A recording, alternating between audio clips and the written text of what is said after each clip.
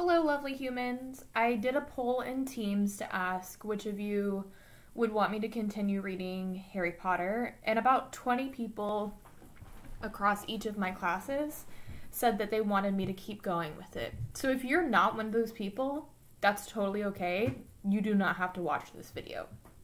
However, if you are one of those people, this video is for you, and we are going to read the next chapter in Sorcerer's Stone called The Journey to Platform 9 and 3/4. Okay. Harry's last month with the Dursleys wasn't fun. True, Dudley was now so scared of Harry he wouldn't stay in the same room, while Aunt Petunia and Uncle Vernon didn't shut Harry in his cupboard, force him to do anything, shout at him. In fact, they didn't speak to him at all. Half terrified, half furious, they acted as though any chair with Harry in it was empty. Although this was an improvement in many ways, it did become a bit depressing after a while. Harry kept to his room with his new owl for company. He had decided to call her Hedwig, a name he had found in a history of magic. His schoolbooks were very interesting. He lay in his bed reading late into the night, Hedwig swooping in and out of the open window as she pleased. It was lucky that Aunt Petunia didn't come in to hover anymore, because Hedwig kept bringing back dead mice. Every night before he went to sleep, Harry ticked off another day on the piece of paper he had pinned to the wall, counting down to September 1st. On the last day of August, he thought he'd better speak to his aunt and uncle about getting to King's Cross Station the next day. So he went down to the living room where they were watching a quiz show on the television. He cleared his throat to let them know that he was there, and Dudley screamed and ran from the room. Uncle Vernon? Uncle Vernon grunted to show he was listening. I need to be at King's Cross tomorrow to go to Hogwarts? Uncle Vernon grunted again. Would it be all right if you gave me a lift? Grunt. Harry supposed that meant yes. Thank you. He was about to go back upstairs when Uncle Vernon actually spoke. Funny way to get to a wizard's school. The train?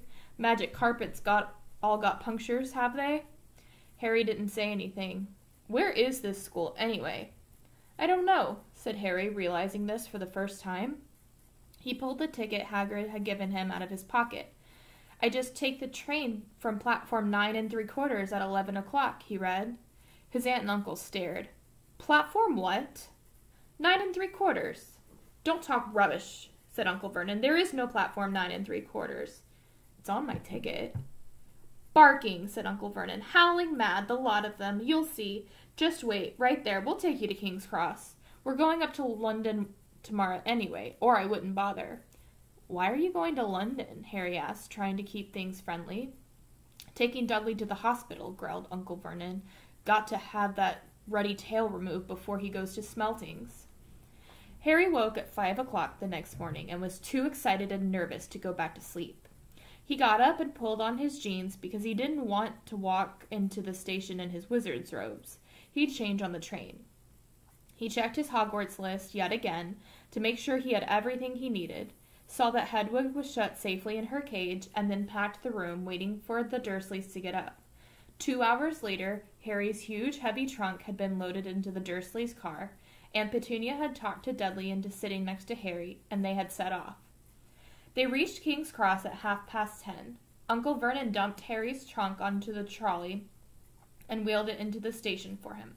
A trolley is like a cart that you push your bags on. And wheeled it into the station for him. Harry thought that this was strangely kind until Uncle Vernon stopped dead facing the platforms with a nasty grin on his face.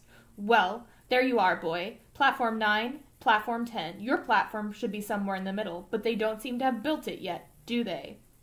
He was quite right, of course. There was a big plastic number 9 over one platform, and a huge plastic number 10 over the other one. And in the middle, nothing at all. Have a good term, said Uncle Vernon with an evil, nastier smile. He left without another word. Harry turned and saw the Dursleys drive away. All three of them were laughing.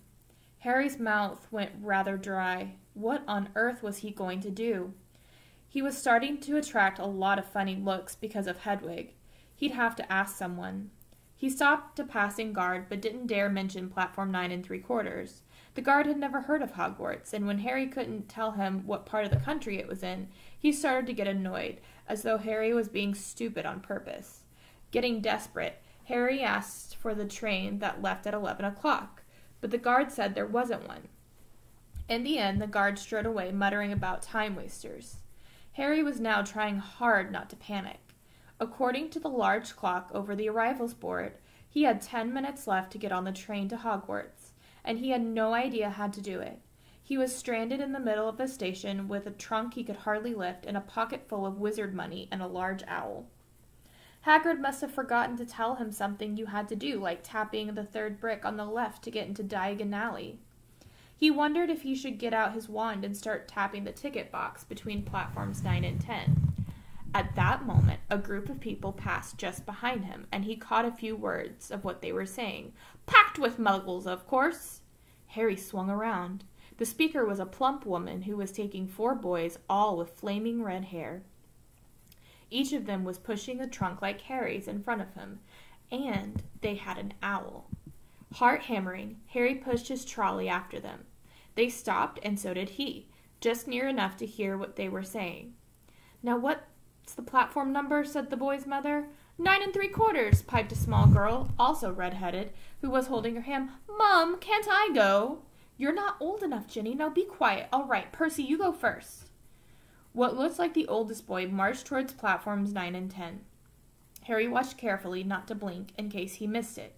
But just as the boy reached the divide between the 2 platforms, a large crowd of tourists came swarming in front of him, and by the time the last rucksack had cleared away, the boy had vanished. "Fred, you next," the plump woman said. "I'm not Fred, I'm George," said the boy. "Honestly, woman, you call yourself our mother. Can't you tell I'm George?" "Sorry, George, dear." "Only joking, I am Fred," said the boy, and he went off. His twin came after him to hurry up, and he must have done, because a second later he had gone. But how had he done it? Now the third brother was walking briskly towards the ticket barrier. He was almost there, and then quite suddenly, he wasn't there anymore. There was nothing else for it. "Excuse me," Harry said to the plump woman. "Hello, dear," she said. "First time at Hogwarts. Ron's new, too." She pointed at last to the youngest of her sons. He was tall, thin, and gangly, with freckles, big hands and feet, and a long nose. "Yes," said Harry. "The thing is, I don't know how to get on the platform," she said kindly, and Harry nodded. "Not to worry," she said. "All you have to do is walk straight at the barrier between platforms 9 and 10. Don't stop and don't be scared. You'll crash into it. That's very important. Best do it at a bit of a run if you're nervous. Go on now before Ron." Okay," said Harry. He pushed his trolley round and stared at the barrier. It looked very solid. He started to walk towards it. People jostled him on their way to platforms 9 and 10. Harry walked more quickly. He was going to smash right into the ticket box, and then he'd be in trouble. Leaning forward on his trolley, he broke into a heavy run. The barrier was coming nearer and nearer. He wouldn't be able to stop. The trolley was out of control. He was a foot away. He closed his eyes, ready for the crash. But it didn't come. He kept running. He opened his eyes. A scarlet steam engine was waiting next to the platform, packed with people. A sign overhead said, "The Hogwarts Express, 11 o'clock." Harry looked behind him and saw a wrought iron archway where the ticket box had been with the words platform 9 3/4 on it.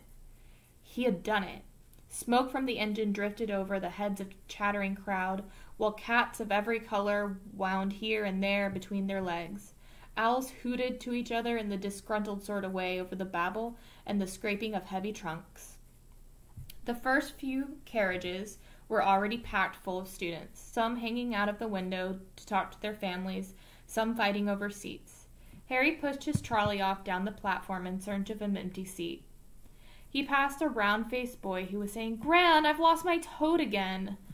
"Oh, Neville," he heard the old woman sigh. A boy with dreadlocks was surrounded by a small crowd. "Give us a look, Lee. Go on." The boy lifted the lid of a box in his arms, and people around him shrieked and yelled as something inside poked out a long, hairy leg. Harry pressed on through the crowd until he found an empty compartment near the end of the train. He put a Hedwig inside first, and then started to shove his heavy trunk towards the train door. He tried to lift it up the steps, but he could hardly raise one end, and twice he dropped it painfully on his foot. "Want a hand?" It was one of the red-haired twins he'd followed through the ticket box. "Yes, please," Harry panted. "Oi, Fred, come here, help!" With the twins' help, Harry's trunk was at last tucked away in the corner of the compartment. "Thanks," said Harry, pushing his sweaty hair out of his eyes. "What's that?" said one of the twins, suddenly, pointing at Harry's lightning scar. "Blimey," said the other twin. "Are you?" "He is," said the first twin. "Aren't you?" he asked. He added to Harry. "What?" said Harry. "Harry Potter," chorused the twins. "Oh, him," said Harry. Yes, I am." The two boys gawped at him, and Harry felt himself going red. Then, to his relief, a voice came floating in through the train's open door. "Fred! George, are you there?" "Coming, Mom." With a last look at Harry, the twins hopped off the train. Harry sat down next to the window where, half hidden, he could watch the red-haired family on the platform and hear what they were saying. Their mother had just taken out her handkerchief. "Ron, you've got something on your nose." The youngest boy tried to jerk out of the way, but she grabbed him and began rubbing the end of his nose. "Mom, get off!" He wriggled free. "Has Ickle Ronnie got something on his nose?" said one of the twins. "Shut up," said Ron. "Where's Percy?" said their mother. "He's coming now." The oldest boy came striding into sight. He had already changed into his billowing black Hogwarts robes, and Harry noticed a shiny red and gold badge on his chest with the letter P on it. "Can't stay long, Mother. I'm to head up to the front. The prefects have got 2 compartments to themselves." "Oh, are you a prefect, Percy?" said one of the twins with an air of great surprise. "You should have said something. We had no idea." "Hang on. I think I remember him saying something about it," said the other twin. "Once or twice, a minute, all summer." "Oh, shut up," said Percy the prefect. "How come Percy gets new robes anyway?" said one of the twins. "Because he's a prefect," said their mother fondly. "All right, dear. Well, have a good term. Send me an owl when you get there." She kissed Percy on the cheek, and he left. Then she turned to the twins. "Now, you two, this year you behave yourselves. If I get one more owl telling me you've blown up a toilet or—" "Blown up a toilet? We've never blown up a toilet. Great idea, though. Thanks, Mum." "It's not funny. And look after Ron."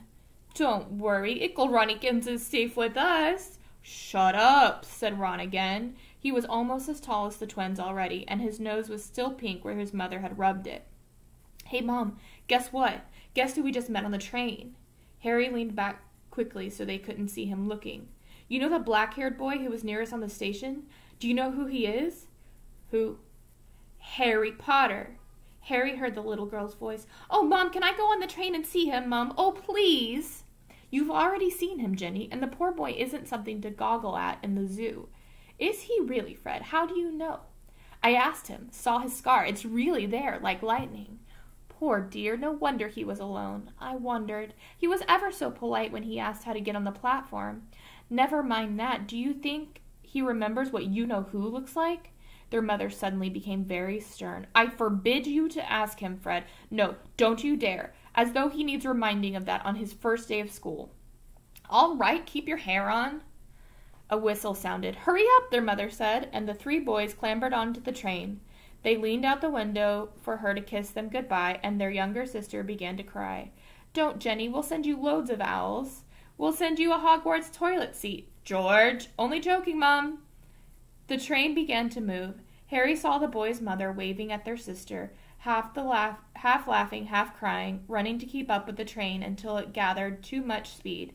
Then she fell back and waved. Harry watched the girl, her mother, disappear as the train rounded the corner. And here we have a 2-page picture. You can see the train and the owls and the people on the tracks, all getting ready to get on board the Hogwarts Express. Houses flashed past in the window. Harry felt a great leap of excitement. He didn't know what he was going to, but it had to be better than what he was leaving behind. The door of the compartment slid open, and the youngest red-headed boy came in. Anyone sitting there? He pointed at one of the seats opposite Harry. Everywhere else is full. Harry shook his head and the boy sat down. He glanced at Harry and then looked quickly out the window, pretending he hadn't looked. Harry saw he still had a black smudge on his nose. Hey, Ron. The twins were back. Listen, we're just going down the middle of the train. Lee Jordan's got a giant tarantula down there. Right, mumbled Ron. Harry, said the other twin, did we introduce ourselves? Fred and George Weasley. This is Ron, our brother. See you later, then. Bye, said Harry and Ron. The twins slid the compartment door shut behind them. Are you really Harry Potter? Ron blurted out. Harry nodded. Oh, well, I just thought it might be one of Fred and George's jokes, said Ron. And have you really got, you know, he pointed to Harry's forehead. Harry pulled back his bangs to show the lightning scar. Ron stared. So that's where you know who? Yes, said Harry, but I can't remember it. Nothing? Said Ron eagerly. Well, I remember a lot of green light, but nothing else. Wow, said Ron. He sat and stared at Harry for a few moments. Then, as though he had suddenly realized what he was doing, he looked quickly out of the window again. Are all your family wizards? Asked Harry, who found Ron just as interesting as Ron found him. Yes, I think so, said Ron. I think Mom's got a second cousin who's an accountant, but we never talk about him. So you must know loads of magic already. The Weasleys were clearly one of those old wizarding families the pale boy in the Diagon Alley had talked about. I heard you went to live with the Muggles, said Ron. What are they like? Horrible. Well, not all of them. My aunt and uncle and cousin are, though. I wish I'd had 3 wizard brothers. 5, said Ron. For some reason, he was looking gloomy. I'm the 6th in our family to go to Hogwarts. You could say I've got a lot to live up to. Bill and Charlie have already left. Bill was head boy, and Charlie was captain of Quidditch. Now Percy's a prefect. Fred and George mess around a lot, but they still get really good grades, and everyone thinks they're really funny. Everyone expects me to do as well as all the others. But if I do, it's no big deal because they've done it first. You never get anything new, either, with 5 brothers. I've got Bill's old robes, Charlie's old wand, and Percy's old rat. Ron reached inside his jacket and pulled out a fat, gray rat which was asleep. His name's Scabbers, and he's useless. He hardly ever wakes up. Percy got an owl from my dad for being made a prefect, but they couldn't have... I got Scabbers instead. Ron's ears went pink. He seemed to think he'd said too much because he went back to staring out the window. Harry didn't think there was anything wrong with not being able to afford an owl. After all, he'd never had any money in his life until a month ago, and he told Ron so, all about having to wear Dudley's old clothes and never getting proper birthday presents. This seemed to cheer Ron up. And until Hagrid told me, I didn't know anything about being a wizard or about my parents or Voldemort. Ron gasped. What? Said Harry. You said you know his name, said Ron, sounding both shocked and impressed.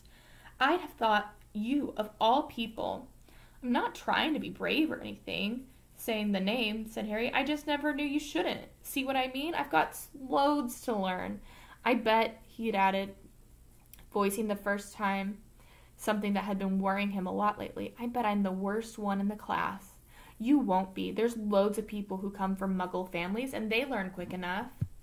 While they had been talking, the train had carried them out of London. Now they were speeding past fields full of cows and sheep. They were quiet for a time, watching the fields and lanes flick past. Around 12:30, there was a great clattering outside in the corridor, and a smiling, dimpled woman slid back their doors and said, "Anything off the trolley, dears?" So in this case, a trolley isn't like a push cart. It's a push cart that has like food or like stuff that they could buy. So in our world, the trolley might have like hot Cheetos or Takis or things like that. In this case, they're going to have wizard food. So we're going to learn a little bit about what they have to offer. He had never had money for sweets with the Dursleys, and now that he had his pockets rattling with gold and silver, he was ready to buy as many Mars bars as he could carry. But the woman didn't have Mars bars. What she did have were Bertie Bott's every flavored beans, Drooble's best blowing gum, chocolate frogs, pumpkin pasties, cauldron cakes, licorice wands, and a number of other strange things Harry had never seen in his life.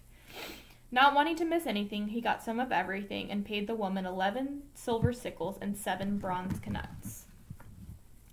Ron stared as Harry brought it all back into the compartment and tipped it onto an empty seat. Hungry, are you? Starving, said Harry, taking a large bite of the pumpkin pasty. Ron had taken out a lumpy package and unwrapped it. There were 4 sandwiches in there. He pulled one of them apart and said, "She always forgets I don't like corned beef. Swap you for one of these," said Harry, holding up a pasty. "Go on." "You don't want this. It's all dry," said Ron. "She hasn't got much time," he added quickly, "you know, with the 5 of us." "Go on, have a pasty," said Harry, who had never had anything to share before, or indeed anyone to share it with. It was a nice feeling sitting there with Ron, eating their way through all of Harry's pasties and cakes. The sandwiches lay forgotten. "What are these?" Harry asked Ron, holding up a package of chocolate frogs. "They're not really frogs, are they?" He was starting to feel that nothing would surprise him. "No," said Ron, "but see what the card is. I'm missing Agrippa." "What? Oh, of course you wouldn't know. Chocolate frogs have cards inside of them, you know, to collect famous witches and wizards. I've got about 500, but I haven't got Agrippa or Ptolemy." Harry unwrapped his chocolate frog and picked up the card. It showed a man's face. He wore half-moon glasses, had a long crooked nose and flowing silver hair, beard and mustache. Underneath the picture was the name Albus Dumbledore. "So this is Dumbledore," said Harry. "Don't tell me you've never heard of Dumbledore," said Ron. "Can I have a frog? I might get an Agrippa. Thanks." Harry turned over his card and read, "Albus Dumbledore, currently headmaster of Hogwarts. Considered by many the greatest wizard of modern times. Professor Dumbledore is particularly famous for his defeat of the dark wizard Grindelwald in 1945, for the discovery of the 12 uses of dragon's blood, and his work on alchemy with his partner Nicholas Flamel. Professor Dumbledore enjoys chamber music and 10-pin bowling." And so this is a picture of Professor Dumbledore on the chocolate frog card.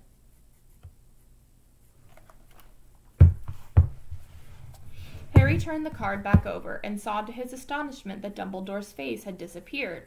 "He's gone." "Well, you can't expect him to hang around all day," said Ron. "He'll be back." "No, I got Morgana again, and I've got about 6 of her. Do you want it? You can start collecting." Ron's eyes strayed to the pile of chocolate frogs waiting to be unwrapped. "Help yourself," said Harry. "But in, the Muggle world, people just stay put in photos." "Do they? What, they don't move at all?" Ron sounded amazed. "Weird." Harry stared as Dumbledore slided back into the picture on his card and gave him a small smile. Ron was more interested in eating the frogs than looking at the famous witches and wizards on the cards, but Harry couldn't keep his eyes off of them. Soon he had not only a Dumbledore and Morgana, but Hengist of Woodcroft, Albert Grunion, Circe Paracelsus, and Merlin. He finally tore his eyes away from the druidess Cleodina, I think that's how you say it, who was scratching her nose to open a bag of Bertie Bott's every flavor beans. "You want to be careful with those," Ron warned Harry. "When they say every flavor, they mean every flavor. You get the ordinary ones like chocolate and peppermint and marmalade, but then you can get spinach or liver and tripe. George swears he got a bogey-flavored one once." Ron picked up a green bean and looked at it carefully and bit the corner. "Ugh! See? Sprouts." They had a good time eating the every-flavored beans. Harry got toast, coconut, baked beans, strawberry, curry, grass, coffee, sardine, and he was even brave enough to nibble the end of a funny gray one, which Ron wouldn't touch, and that one turned out to be pepper. The countryside was now flying past the window. The neat fields had gone. There were now woods and twisting rivers and dark green hills. There was a knock on their door of their compartment, and a round-faced boy that Harry had passed on the platform 9 3/4 came in. He looked tearful. "Sorry," he said, "but have you seen a toad at all?" When they shook their heads, he wailed, "I've lost him! He keeps getting away from me!" "He'll turn up," said Harry. "Yes," said the boy miserably. "Well, if you see him—" He left. Don't know why he's so bothered, said Ron. If I'd brought a toad, I'd lose it as quick as I could. Mind you, I brought Scabbers, so I can't really talk. And then on this page, we can see a picture of Ron holding the sweets with Scabbers on his head. And on this page, you can see Harry holding up his chocolate frog in the card. The rat was still snoozing on Ron's lap. He might have died and you wouldn't know the difference, said Ron in disgust. I tried to turn him yellow yesterday to make him more interesting, but the spell didn't work. I'll show you, look. He rummaged around in his trunk and pulled out a very battered-looking wand. It was chipped in places, and something white was glinting at the end. Unicorn's hair nearly poking out. Anyway, he just raised his wand when the compartment door slid open again. The toadless boy was back, but this time he had a girl with him. She was already wearing her new Hogwarts robe. Has anyone seen a toad? Neville's lost one, she said. She had a bossy sort of voice, lots of bushy brown hair and a rather large front teeth. We've already told him we haven't seen it, said Ron, but the girl wasn't listening. She was looking at the wand in his hand. Oh, you're doing magic. Let's see then. She sat down. Ron looked taken aback. All right. He cleared his throat. Sunshine Daisies Buttermellow, turn this stupid fat rat yellow. He waved his wand, but nothing happened. Scabbers stayed gray and fast asleep. Are you sure that's a real spell? Said the girl. Well, it's not a very good one, is it? I've tried a few simple spells just for practice, and it's all worked for me. Nobody in my family's magic at all. It was ever such a surprise when I got my letter, but I was ever so pleased, of course. I mean, it's the very best school of witchcraft there is. I've heard. I've read all of our books off by heart, of course. I just hope it will be enough. I'm Hermione Granger, by the way. Who are you? She said this all very fast. Harry looked at Ron and was relieved to see by his stunned face that he hadn't read all of his books either. I'm Ron Weasley, Ron muttered. Harry Potter, said Harry. Are you really? Said Hermione. I know all about you, of course. I got a few extra books for background reading, and you're in modern magical history and the rise and fall of the dark arts and great wizarding events of the 20th century. I am? Said Harry, feeling dazed. Goodness, didn't you know? I'd have found out everything I could if it was me, said Hermione. Do either of you know what house you'll be in? I've been asking around, and I hope I'm in Gryffindor. It sounds by far the best. I hear Dumbledore himself was one, but I suppose Ravenclaw wouldn't be too bad. Anyway, we'd better go and look for Neville's toad. You two had better change, you know. I expect we'll be there soon. And she left, taking the toadless boy with her. Whatever house I'm in, I hope she's not in it, said Ron. He threw his wand back in his trunk. Stupid spell. George gave it to me, but he knew it was a dud. What house are your brothers in? Asked Harry. Gryffindor, said Ron. Gloom seemed to be setting in on him again. Mom and Dad were in it too. I don't know what they'll say if I'm not. I don't suppose Ravenclaw would be too bad, but imagine if they put me in Slytherin. That's the house you-know-who was in. Yeah, said Ron, flopped back onto his seat, looking depressed. You know, I think the ends of Scabbers' whiskers are a bit lighter, said Harry, trying to take Ron's mind off of houses. So what do your oldest brothers do now that they've left anyway? Harry was wondering what a wizard did when he'd finished school. Charlie's in Romania studying dragons, and Bill's in Africa doing something for Gringotts, said Ron. Did you hear about Gringotts? It's been all over the Daily Prophet, but I don't suppose you get that with the Muggles. Someone tried to rob a high-security vault. Harry stared. Really? What happened to them? Nothing. That's why it's such big news. They haven't been caught. My dad says it must have been a powerful dark wizard to get around Gringotts, but they don't think they took anything. That's what's odd. Of course, everyone gets scared when something like this happens in case you know who was behind it. Harry turned this news over in his mind. He was starting to get a prickle of fear every time you-know-who was mentioned. He supposed this was all part of entering the magical world, but it had been a lot more comfortable saying Voldemort without worrying. What's your Quidditch team? Ron asked. I don't know any, Harry confessed. What? Ron looked dumbfounded. "Oh, you wait, it's the best game in the world," and he was off explaining all about the 4 balls and the positions of the 7 players, describing the famous games he'd been to with his brothers, and the broomstick he'd like to get if he had the money. He was just talking Harry through the finer points of the game when the compartment doors slid open, yet again. It wasn't Neville, the toeless boy this time, or Hermione Granger. 3 boys entered, and Harry recognized the middle one at once. It was the pale boy from Madame Malkin's robe shop.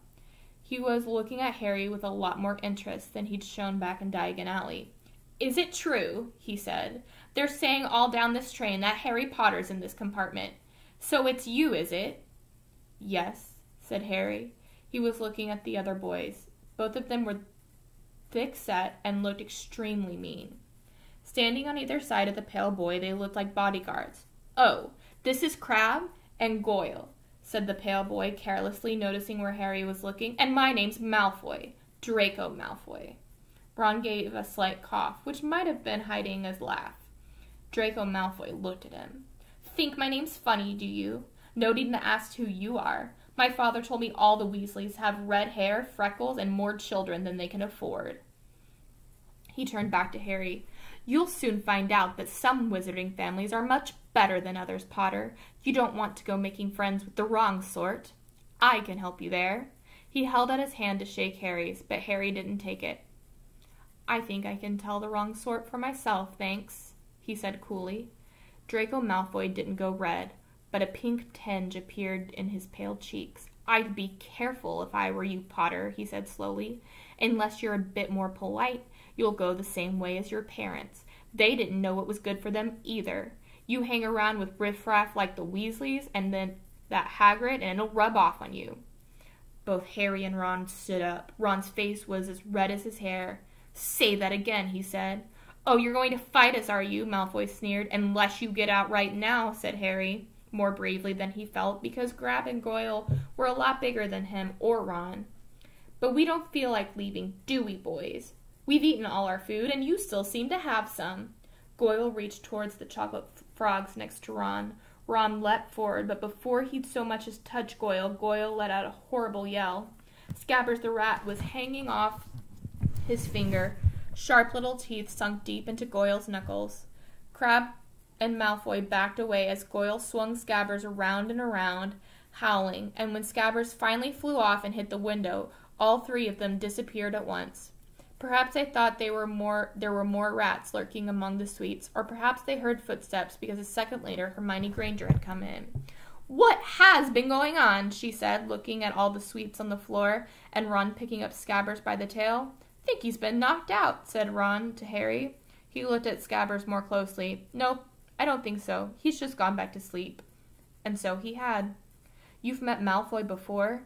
Harry explained about their meeting in Diagon Alley. "I've heard about his family," said Ron darkly. "They were some of the first to come back to our side after you-know-who disappeared. Said they'd been bewitched. My dad doesn't believe it. He says Malfoy's father didn't need an excuse to go over to the dark side." He turned to Hermione. "Can we help you with something?" "You'd better hurry and put on your robes. I've just been up to the front and asked the driver, and he says we're nearly there. You haven't been fighting, have you? You'll be in big trouble before we even get there." "Scabbers has been fighting, not us," said Ron, scowling at her. "Would you mind leaving while we change?" "All right. I only came here because people outside are behaving very childishly, racing up and down the corridors." "Sounds like you guys in the hall," said Hermione in a sniffy voice. "And you've got dirt on your nose, by the way. Did you know?" Ron glared at her as she left. Harry peered out of the window. It was getting dark. He could see mountains and forests under a deep purple sky. The train did seem to be slowing down. He and Ron took off their jackets and pulled their long black robes on. Ron's were a bit short for him. You could see the sneakers underneath them. A voice echoed throughout the trains. "We will be reaching Hogwarts in 5 minutes' time. Please leave your luggage on the train. It will be taken to the school separately." Harry's stomach lurched with nerves, and Ron, he saw, looked pale under his freckles. They crammed their pockets with the last of the sweets and joined the thronging crowd in the corridor. The train slowed right down and finally stopped. People pushed their way towards the door and out into a tiny dark platform. Harry shivered in the cold night air. Then a lamp became came bobbing over the heads of the students, and Harry heard a familiar voice. First years over here. All right there, Harry. And here we have a picture of the castle at night. You can see the forest and the trees and the fog. Hagrid's big hairy face beamed over the sea of heads. Come on, follow me. Any more first years? Mind your step now. First years, follow me. Slipping and stumbling, they followed Hagrid down what seemed to be a steep, narrow path. It was so dark either side of them that Harry thought there must be thick trees there. Nobody spoke much. Neville, the boy who kept losing his toad, sniffled once or twice. You'll get your first sight of Hogwarts in a sec, Hagrid called over his shoulder. Just around the bend there. There was a loud ooh. The narrow path had opened suddenly onto the edge of a great black lake. Perched atop a high mountain on the other side, its windows sparkling into the starry sky, was a vast castle with many turrets and towers. No more'n 4 to a boat, Hagrid called, pointing to a fleet of little boats sitting in the water by the shore. Harry and Ron were followed into the boat by Neville and Hermione. Everyone in, shouted Hagrid, who had a boat to himself. Right then, forward! And the fleet of little boats moved off all at once, gliding across the lake, which was smooth as glass. Everyone went silent, staring up at the great castle overhead. It towered over them, and they sailed nearer and nearer to the cliff on which it stood. Heads down, yelled Hagrid as the first boats reached the cliff. They all bent their heads down, and the little boats carried them through the curtain of ivy which hid a wide opening in the cliff face. They were carried along a dark tunnel which seemed to be taking them right underneath the castle, until they reached a kind of underground harbor, where they clambered out onto rocks and pebbles. Oi! You there! Is this your toad? Said Hagrid, who was checking the boats as people climbed out of them. Trevor! Cried Neville blissfully, holding out his hands. Then they clambered up the passageway in the rocks, as after Hagrid's lamp, coming out last onto a smooth, damp grass right in the shadow of the castle. They walked up a flight of stone steps and crowded around a huge oak front door. Everyone here? You there, still got your toad? Hagrid raised a gigantic fist and knocked 3 times on the castle door. And that is the end of that chapter. So I'll read probably two more chapters for the week. And again, these are optional. You do not have to watch them, but I hope you enjoyed them. And until next time, I love you. Be good. Have a wonderful day.